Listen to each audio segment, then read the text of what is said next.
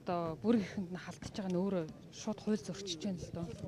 Халдшгүй гэхдээ доктор ямар хүмүүс байгаа тусгайхан байна уу, цагдаагийнхан байна уу? Цагдаагийнхан тусгайхан аль аль нь л байна. Хууль зөрчил нь хүн байх шиг байна. Тэрийг бол мэдэхгүй байна хэлж болол. Тэгж байгаа гэсэн нь үнэн үү? ямар ч Өөрөө бүрийг л нэгдэж явах шиг байна. Ингээд бичвэмжлчихсэн болохоор яг тодорхой бол тэдэн хүн ороод одоо тэдэн өөрөө нэгдэж чинь гэж байгаа юм бол алга. Танд байгаа ямар Батулга гишүүнээс ганцаараа гарсан байцалт авч байгаа юм уу? Эсвэл туслахуудаас нь мөрдөнгөөс нь байцалт авч байгаа юм. Ер нь одоо хамт ажиллаж байгаа эргэн тойрных нь бүхэл хүмүүсээс нь байцаалт авч явах шиг байна л да. Урд нь ч бас байцаалт аваад та нар хоригдчихсныг одоо мэдчихэж байгаа шүү дээ.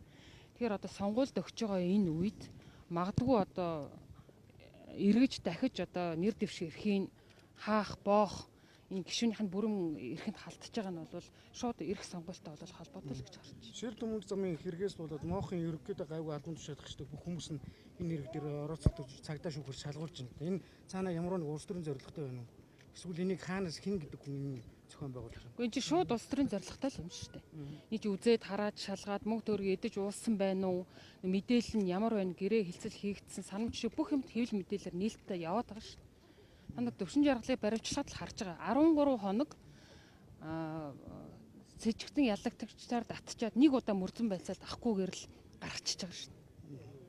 Тэгэхээр хэрвээ хэрэг хийсэн байгаад ингэдэг болвол баталгаа нотлоо хит хит удаа авчих тийм боломж байгаад байгаа байхгүй юу. Тэгэхээр өөрөө цаанаа шууд улс төрийн зорилготой ийм үйл ажиллагаа болж байна л гэж харж